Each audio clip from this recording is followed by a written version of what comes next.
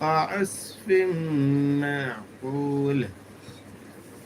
بسم الله الرحمن الرحيم. ألم تر كيف فعل ربك بأصحاب الفيل؟